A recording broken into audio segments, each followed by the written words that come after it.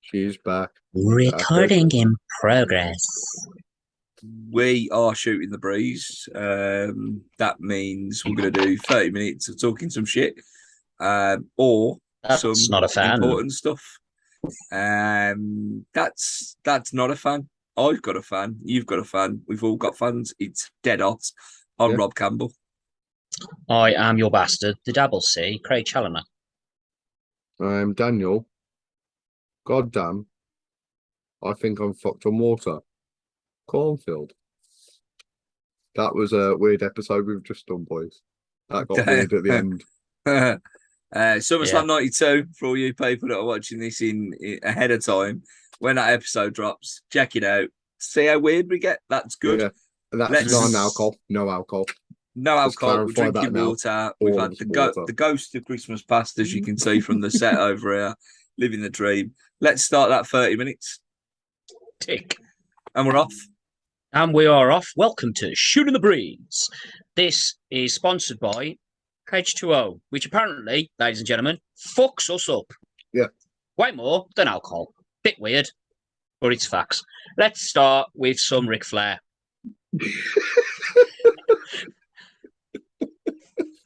Why? When you watch SummerSlam, you'll see. Yeah. But let's talk Ric Flair today. Well, recent Ric Flair. So follow up from last week when we was discussing his last match and stuff. Obviously, it's continued now, and we found out that Ric Flair passed out twice during that last match due to dehydration. But then after this, recently, Ric Flair has gone to Puerto Rico to accompany Andrade. And while there with Andrade was against Carlito, who was accompanied by Eddie. His brother's Eddie, isn't he? Used to be Primo. Yeah. For Rob. Eddie. For Rob, anyway. So while there, Ric Flair got into altercation, and Hall of Famer, Mr. Carlos Colon himself, came out, and they got into a fight. And they got into a brawl backstage. So Ric Flair's last match may not be Ric Flair's last match. I think your boy's going to die in the ring, Robert. He's going for true death match. He's going for true death match. He's. I thought Sir Alex Ferguson would die on the stands, right? I just did. I thought he'd die on the dugout like in Fergie time or some shit. I know I froze, but everybody else will hear what I'm saying. However, Ric Flair, at this rate, will die in a professional wrestling ring. Yeah. I will. And the sad fact is, it's down to everybody else around him to say no. Yeah. Yeah. It's up to everyone else out there to go, look, Rick, I'm not having this match. As much it would be an honour to be in the ring with you, I'm not having this match. Yeah. But you won't. Your safety as well as everyone else's, yeah. Yeah. Yeah. You know, deaths have happened in the ring, unfortunately. Yeah. This is not a first. This is, you know, I know it's. I'm talking like it's happened, and I hope to God that it doesn't happen, but it does feel like Ric Flair is set on making that happen. Yeah, like I said, we can all. I do hope I'm wrong. I hope that none of that's right. Ric Flair deserves to go out on his terms, obviously, with everything he's given to the business. But no one wants to see him die in that ring.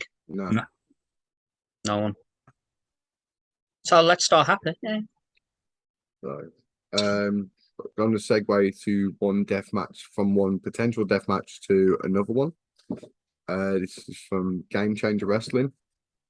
John Moxley's their world champion at the minute. Nick Gage, who was on AEW fairly recently against Jericho, he's got a title match, but it's his career for title match coming up. And saying Gage's been doing it since the late 90s. This is the first time he's ever put a match like this. This will be brutal. be a good match, but I honestly think he's retiring. I think this is his last match. And it's got him because he's a really good, like, deathmatch wrestler. Actually, I'll take it back. He's a good wrestler. I was about to say, Gage is actually a pretty decent He's actually a good worker. Performer anyway. But yeah, that's gonna be a step that he's got to take at some point, and at least he's making that. Because he's another one that could have potentially died in the ring. He nearly has. Once before, he had a light tube pierce his lung, and he got air vac out of a tournament, and he lost consciousness. That was the outside. 4 minutes. That was the outside event, wasn't it? Tournament and death, CZW. What? So death matches there. Rob, you got any death match related news? Yeah, I wouldn't. I once dislocated my finger in a match. That's as close to a death match. Who's hardcore? Who's hardcore? Deathmatch experience that I've come across. Hold on a minute, Don. Fuck sorry. You. I've bumped on Lego. I've bumped on dinosaurs. He said cunt in the ring once. I did say cunt in the ring once. Fuck the rhetoric for everyone else. These are all true statements. It's fact. I was there. So there's my deathmatch experience. It's dead good. I decided to enjoy a bit of CZW thanks to Mr. Donovan here, and for some reason I couldn't find the full card for number 5 like you told us to watch. So I ended up watching Sami Callihan. I've just forgot who he fought now, but Sami Callihan, Havoc. That's it. Cage's Death 10 main event. There you go. Yeah, that was fucking mental. You are the Rain Man. Mental. That's my Rain Man. That's my Rain. I'm not brilliant with deathmatch, but I know bits. That was fucking mental. The climbing up onto the fucking scaffold bit, to go through the panes of glass, to go through the tables which had glass, to then hit the floor, for that not to be the finish. Yeah. Mate. People should really actually look at this. I enjoyed really good shit there. I enjoyed my first experience of Taco Bell today. Ooh, that's on point. That's strong. I ordered it off Deliveroo. It was supposed to be a lunchy type dinner thing for me. I had a look at their menu and they did a value box type gimmick where you get a bit of this and a bit of that. I was like, yeah, I'll have that. That was good. So I had a chicken quesadilla with a beef taco on the crunchy shell. That was good. Seasoned fries and some churros with a caramel dip, if you will. And what a coincidence. What a coincidence. And I ordered a cheesy fajita roll side thing separately with nacho sauce. Yeah. So it came. It came. I came too. She came. It was everybody came. Basically. We all did. Simultaneously. And it was fairly good. However, the seasoned fries were missing. The caramel dip was missing. So 2 stars. That's disappointing. Mate. Especially considering we all know that Taco Bell are going to be taking over in the future. So that's upsetting. That is a shame. But it does also explain how I randomly just came today. I was just sitting there. I was like, "Oh fuck, I've come. What was that about?" Oh, Rob's Taco Bell. Yeah, Rob's Taco Bell. I was getting pissy at work, and all of a sudden I felt great. All of a sudden, so that makes a lot of sense. And you can watch the Lonely Island's Jizz in My Pants on this YouTube link. What a bastard. What a bastard. But will it be the link you want? Only one way to find out. You're going to have to ask the editor. Click it wherever he's put it. Yeah, press somewhere there. Click the bid for the secret link. Don't do that. No, you don't want to go through that address. Don't do that. Don't knock that door. So, on about gimmicky beards, from one gimmick to another. Last week, I mentioned 7 being such an amazing gimmick. So I thought, you know what? I'm going to find another amazing gimmick for us. Ooh. And I found one Brad Armstrong. Now, Brad Armstrong is amazing. We all know he's great in ring. except against Goldberg, because that was unfortunate. But Brad Armstrong had the misfortune of becoming, in WCW, Arachnaman. Yes, I know this. Man, that's actually a thing. He came out and he shot webs and everything. Yeah. He was Arachnaman. Let that sink in, people. Arachnaman.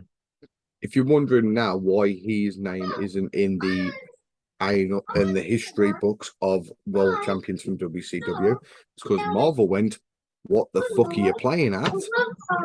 You keep this shit up, we're suing you." That gimmick disappeared. Yeah, I'm not sure if it even made the month when he debuted. Like a one and done.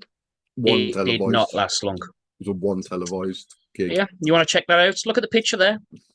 I am watching Arachnaman versus Lou Fabiano from the 24th of November 1991. It is a 2-minute 52-second video, and Arachnaman is doing Ipsos arm drag drop kick shine combination after his entrance of fake Spider-Man and shooting webs. This is dead shit. 0 stars. And I've stopped it. I thought what we need is more shit gimmicks. I was so happy when I found that one. So happy. I like these hidden gems. I'm gonna start throwing you random ideas. I'm just like, oh, dude, check this gimmick out. This is so stupid. I'm all about it. So, from one shit gimmick to another, I've decided to hijack the show to do a bit of a horror thing. So, I wanted to throw out a film that probably not everyone's seen. I know me and Craig just spoke about this. I know he's seen it. Rob hasn't. Tucker and Dale versus Evil. Holy shit! It's a slasher film, but from the perspective of the slashers who aren't slashers, it's a massive miscommunication. It's funny as fuck, and the gore in it's really good as well. Like it's actually like pretty brutal for what it is. But if you've ever watched it's cult. It's cult as fuck. It's a cult as fuck. It's fucking quality. It's definitely a cult film. I know no one's probably like ever asked you this question on camera before, but are you in a cult? I am the cult. Nice. It completely froze, and then you came back, and the answer was, "I am the cult." That's it. I don't want to know what else was said. You froze again. I don't know what else was said. That's fine. I don't think you need any more than that. Neither do I. Arachnaman. Arachnaman. Cult. Tucker and Dale versus Evil, which you should definitely watch it. Yeah, seriously. One little spoiler for everyone out there because it's fucking amazing. Somebody accidentally goes in a wood chipper. Amazing. It's what happens after the wood chipper, though. Yeah, that's all I'm saying. That's what I mean. It's a lead in. It's brilliant. It's definitely a watch. And if we're staying on movies, because why not? As we're here, Prey, the new Predator film. Fucking hell, it's amazing. Now, obviously, Predator 1, the first Predator film, is fucking like a brilliant Predator. Goddamn sexual Tyrannosaurus. Exactly. But fuck it, mate, Predator is Prey, is fucking quality. Everything about that film I absolutely loved. So people, you definitely need to check that out, man. It's so fucking good. Am I supposed to recommend a film now? Might as well, like fucking Don did, and I figured I'll fucking just jump in there and do it the same. Is that what's supposed to happen? Why not? Just throw something out there. What was that on the phone then? I don't have looked. Can I? Shall I? Shall I? Can I recommend a true crime documentary on Netflix instead, please? Yes, you can. Go for it. Recommend what you want. I'm gonna recommend the Times Square Killer. Yeah, so it takes us all the way back to the 70s, where Times Square was not Disneyfied as it is today. And although it was still a very popular destination for tourists, it was for very different reasons, because it was full of sex shows and prostitution.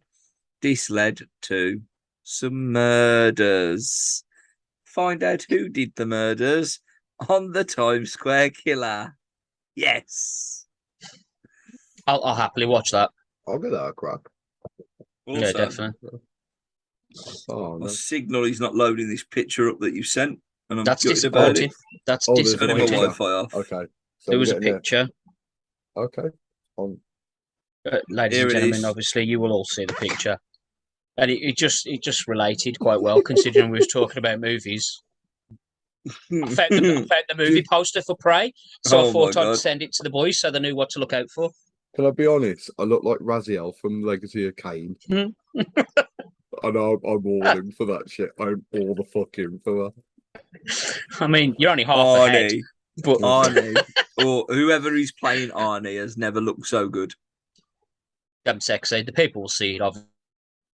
And you look like the Ultimate Warrior. Yeah. But as we go in with Netflix, I watched Sandman as Oh yeah. Mr. Cornfield recommended that we watch Sandman. So I watched that shit.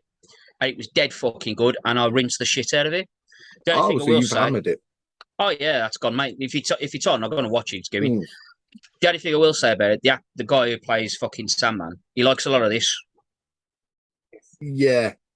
Like, you get that a lot. Yeah. It's called acting. That I don't think that is what that's called. I think that's It's a performance. you know the episode of Friends where Joey says, "Smell the fart," acting. Yeah. It was a lot of that. That man pouted more than my daughter does taking selfies. Right. It was mental, but the series is fucking dead good. Yeah. Dead good. Definitely worth a watch, folk. As we're giving reviews. Try it out. Yeah, Absolutely try it out. Craig, I believe you wanted to discuss some foosball today. Some foosball? I don't remember speaking about. I don't think there was any football, was there? No, there wasn't. Or was there some football? Because I do believe a couple of certain games may have happened. Let's discuss today's game first. Okay. Let's start on that one because I feel that one's not as painful. So for where we are, we're in the second game of the Premier League. This is week 2 of the Premier League. For context, I follow Manchester United. Craig follows Chelsea. Yep. Daniel Cornfield follows absolutely nobody. He'll follow whoever we tell him to. It's fine. But the court follow me. Yeah. Look in my eyes. Daniel Cornfield is our very own Jared Leto. Yeah. Except with the shitty acting. Let's hope you don't go down too far, though. Are we talking like Fight Club, Jared Leto, or no? Today, Jared Leto. I'm going to run a tribal cult in the middle of Mexico, and you're going to come out and I'm all right with that. Be in it. You have to sit on your knees while he stands above you and beats Jesus and stuff. It's actual thing, people. It's only cost you $2,000 if you want to go and visit him. Yeah. You just got to remember you have to listen to him talk a lot. Yeah, try but anyway, so today, 14th of August, Chelsea had their second game of the season against Spurs, which for anyone that likes a bit of football, Chelsea Spurs is a big game. Big game, nice little rival going on. It's a London derby. And Chelsea absolutely annihilated them. They outskilled them the entire game, and we fucking ended on a draw. Because some cunt thinks it's okay to pull a man's hair, drop him in the box, but yet let the fucking play continue. So, fuck you. But other than that, my start to the Premier League has not been as bad as young Robert. Oh, I've heard about this. Have you? I have actually. It's pertinent to information because where I work, there's quite a few fans of football. So although I don't watch football, I like to see the sort of dread and the excitement on their faces as results come in. I do find that quite funny. Okay. So Rob, do you want to explain this though? This is probably painful for you to talk about. We're 2 games in, we're bottom of the league. We lost 4-0 to Brentford away in our second game of the season. I don't think there's much else to say. I think it's fucking disgusting. Every single player in a Manchester United shirt should bear their head in shame and just go and give themselves a fucking good, hard, solid look in the mirror and sort them fucking selves out because they're letting the history of that club down. And on that beautiful note, Don? I was just going to ask, do you think Alice Ferguson should come back and start throwing shit at them? You ever say Alice Ferguson I again? said Alex. It's the dip I got in. It's the dip I got in. I said Alex. Fucking hell, anyone who thinks if someone just called out Flair, you got that angry? Fucking hell. It's a close call, that was a close call. So there's been a couple of ribs tonight that have nearly seen me go over the edge, brother. but I've kept it together, kept it cool, and you know, we live on to fight another day. Ten Hag, can't fault the manager. He has cancelled their day off as of yesterday. He's had them in training this morning, and he's had them running. He's gone, Brentford ran 8 more miles than you. So you know what you're going to do today? You're going to run 8.5 miles. And he's made them run 8.5 miles. Fair play to him. Fucking too, right? And money there on every fucking week. It's disgusting. Disgusting. Like, just for context, like I said, I don't know the ins and outs of football. How much, like, just the average player in Man U on, roughly? If I was to give an average of a Man United player, would be well over 100k a week. Absolutely. Fucking hell. Because some of their top earners earn in excess of 300 to 400k. But you look how much money they don't have now as well. Exactly. So they used to be cash rich, and they're not anymore. No. They're putting themselves in worse and worse positions. Guess what the USA have done to us, man? Now, Stadium's falling apart. The owner's a mess. It's worrying. And look at me when I'm talking. You know what I'm saying, Jamie? You know what I'm saying? Fuck off, you cunt. Shall we ask Rainman some questions? I don't want to talk about this anymore. Yeah, we'll move on to a little gimmick that we like to call Testing Rainman. Don, hit that intro music.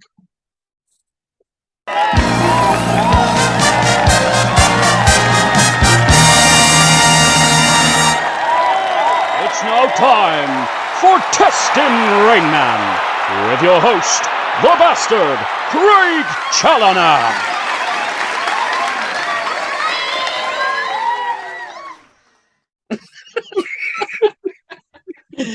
Right, this week's edition of Testing Rainman.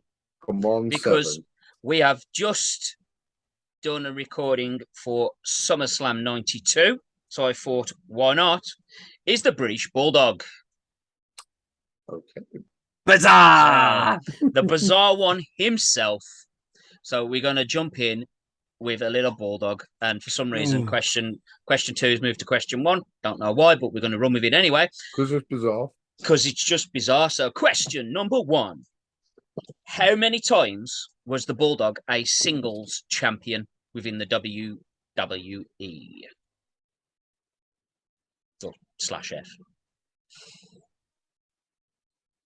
Coming down for 5. Intercontinental, European, hardcore. I think he held the European twice and hardcore twice. Fuck it. I'll tell you what, Don. You've got some good logic there. You have got some good logic. I ain't gonna lie to you. But I don't think he held one of them twice.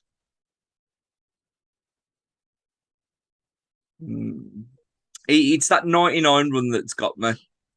Like, you know what I mean? 99 2000 run that's got me. Because in that run, Don, you're saying he's had the European title and he's had the hardcore title. Yeah. I'm not sure. He definitely had the IC. He definitely had the European. So he had 2. You've gone with 5. I went 5 total. I'm probably wrong on that, but I've got a weird memory of him holding the European and hardcore twice. Interesting. Okay, I'll take the gamble. I'll go with 4. Okay. So, the British Bulldog held the Intercontinental title. He held the European title, and he held the hardcore title. He held the Intercontinental title 1 time, the European title twice, and the hardcore title he held also twice. There we go. Well, 5 times. Well done, sir. I love how quick you got in on that one as well. Yeah, honestly, the quick thinking logic on that was dead good. Dead good. And honestly, I was impressed with that, Don. I was impressed. It's the water. The water. H2O. Hydrate, motherfucker! I'll just put that all down. That's a bird alert right there. Hydrate, motherfucker. So question number 2 is about the British Bulldogs. So in what year did the British Bulldogs form? Wow. Yeah. I thought I'd throw this one a little bit different. So it's not their debut in WWE, it's just what year did they form?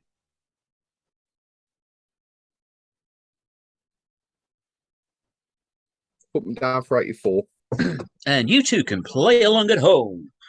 But we're not listening to your answers. I want to go before that, and 82 is sticking in my head. But it could even be earlier than that, believe me or not. As stupid as this sounds, it could be earlier than that. It could be later than that also, obviously. I'm just spitting it shit. Could be early, it could be late. It really could. But maybe it never happened, and we're just all remembering it weirdly. I'll be honest, I think I've gone late with this. I think I've gone late, personally. 1982. 1982. Okay. So, the British Bulldogs actually... Oh, no, I froze. Oh. Well, I'm still here. They just can't see me. That's fine. Okay, John Cena. Oh. It's all gone Pete Tong. It doesn't matter. I'm still here. You're going to get your answer. We have all the technical difficulties. He's back again. I changed substitution. My camera just changed and everything is that. But anyway, so the British Bulldogs actually formed in 1983. Now, motherfucker, man. I thought 1984 at first, and then I thought, actually, like Rob's logic, I was like, no, actually, I think it's earlier. Yeah. And the reason being is because I remember him in Stampede. However, I remember it wrong in Stampede, because in Stampede Wrestling, they wasn't actually a team when they started, because Dynamite came over first, and then Davey came over, and they feuded. And because I've only just found this out and it amused me, they feuded. For anyone that doesn't know, they are genuine blood cousins. His dad and his mom, I think, brothers and sister. But they feuded because Dynamite said the Bulldog was a test tube baby. Brilliant. And that was the feud in Stampede Wrestling. Stu Hart's booking. And then they went over to New Japan and they had a triple threat match. And at the end of the triple threat match, that's where the feud ended, and then they became the British Bulldogs. So brilliant. There you go. So that's is this the next question? Who was the third man in the triple threat? No. Good. Fuck no. Because it was irrelevant. It was a test tube. It was also an irrelevant wrestler at the time, so it doesn't even matter. So, what year did they debut in the WWF? 89. Oh, Donovan.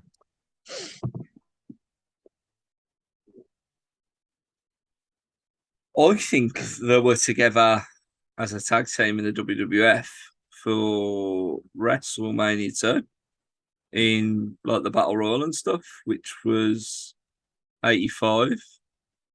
I don't know if they debuted in 84 though. But I'll apply the same logic as I did with the LOD and I'll go with 1984. Okay. So, yeah, they were actually in the Battle Royal for WrestleMania 2. And they actually debuted when Vince brought Stampede Wrestling. Because when he brought Stampede Wrestling, he also acquired the British Bulldogs and the Hart Foundation, which was 1984. Yes. Oh, yeah! So, go on. Go on, the Rainman! Yeah! You can clock that up as a Rainman point.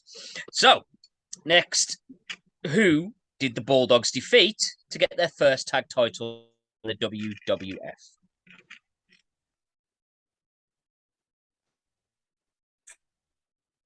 That's a tough one.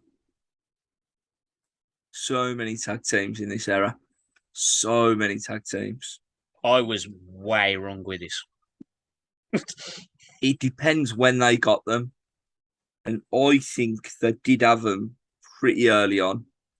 Like, I want to say 85, 86, pushing 87 latest, which would rule out the likes of Demolition, Legion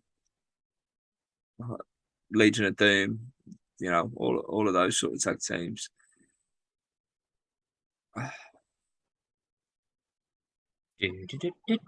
God, this could be a really, really random one. A really random one. But I'm just gonna say someone and hope for the best. I'm gonna go with the Heart Foundation. Okay. So I'll be honest, I was sort of thinking about the time, probably Heart Foundation. The other option I had, I think they weren't in the Fed at this point, and I'm positive there wasn't. But for some reason, I want to say Brainbusters. For some reason, Brainbusters comes to mind, but I'm pretty sure they're not in the Fed at this point. Okay.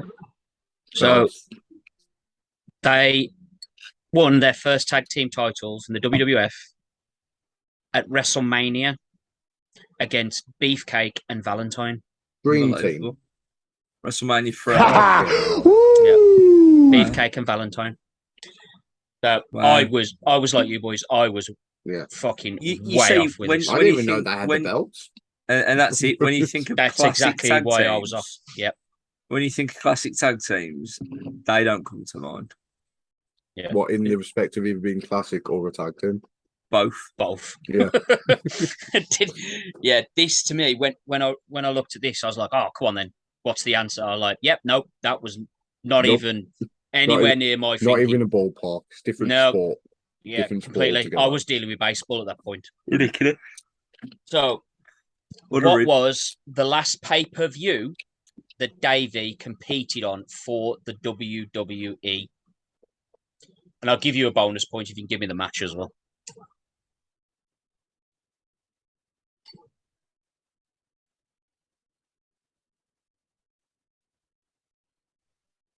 Watching man's brains tick. This bit's dead good for Spotify listens. Yeah. So the amount of pictures we've got right up now for the Spotify listeners is unbelievable. We are doing great. It's like, just completely off topic. I saw a picture today of someone who had a sign at a Stevie Wonder concert saying, "We love you, Stevie." Just popped in. That's just made me think of that. So yeah, all one of our Spotify listeners out there, we thank you. Thank you. Keep up the good work. Yeah. Cheers, Witty.